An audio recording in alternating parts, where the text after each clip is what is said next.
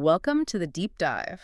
Okay, so today we're diving into something pretty cool for film fans. Yeah, we're looking at that connection, between Stanley Kubrick's 1956 film The Killing and Quentin Tarantino's debut, Reservoir Dogs from '92. Exactly. It's a really foundational influence. We've got some great material here, really looking at it from a cinematic angle. Mm-hmm. And our mission really is to unpack how Kubrick's early work, this specific film, actually shaped Tarantino's style. And how filmmakers, build on what came before. It's fascinating. Right. So let's start with Kubrick's The Killing. Okay, so The Killing, it wasn't your standard heist flick, not at all. It was, well, a bit of a game changer back then. How so? What was the main thing? The big innovation was its nonlinear storytelling. I mean, that was pretty radical for '56. Right. Kubrick basically chopped up the timeline. Showed the same events maybe, but from different perspectives, out of order. Which must have really built suspense, right? Kept you guessing. Totally. It forced you, the viewer, to piece it all together. Made it tense. Highlighted how chaotic the whole racetrack robbery plan actually was. And it had that classic, gritty, noir feel, too. Oh, absolutely.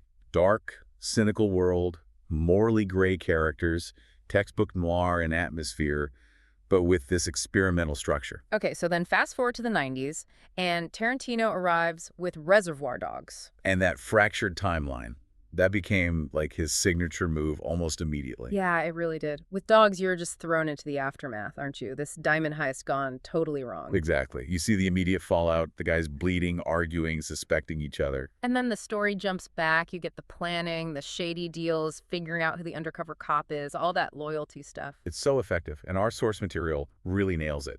Reservoir Dogs isn't just like inspired by The Killing. It feels more like a direct... A love letter, yeah.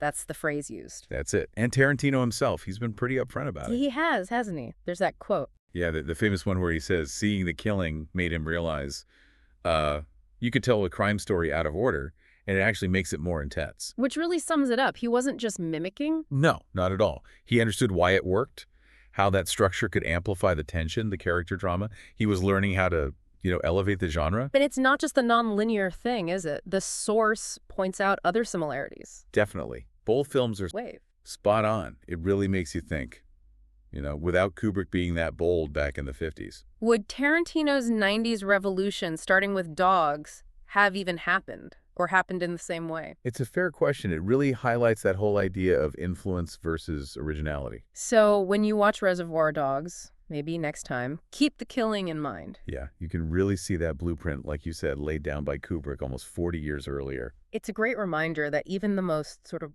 groundbreaking artists are often standing on the shoulders of earlier innovators. Absolutely, those who dared to break the mold first. So here's a final what for you. Think about how often the innovations from one generation really do pave the way for something completely new, maybe even unexpected, down the line in art. It's a constant cycle. Definitely something to chew on. Thanks for taking this deep dive with us.